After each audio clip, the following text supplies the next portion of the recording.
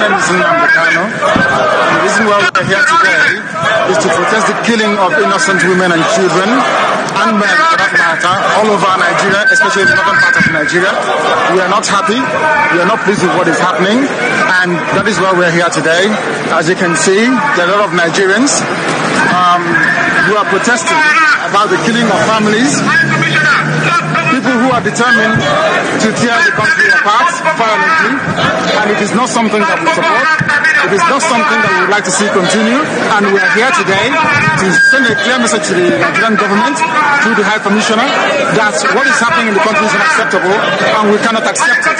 If that continues, it will lead to the violent disintegration of the country. There will be no more Nigeria for anyone to go to. There will be no Nigeria for anyone to refer to. In fact, what is happening in Somalia today will be like a tea party.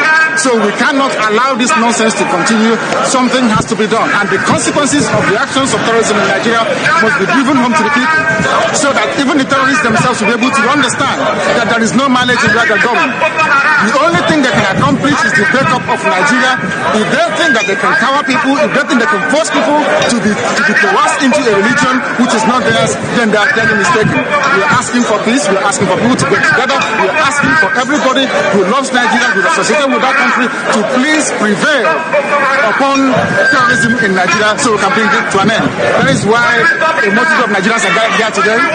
Those of us in the UK are determined to work with the government for peace. We are determined to work with the Council Committee for peace. But one thing we cannot stomach is a repeat of 1966.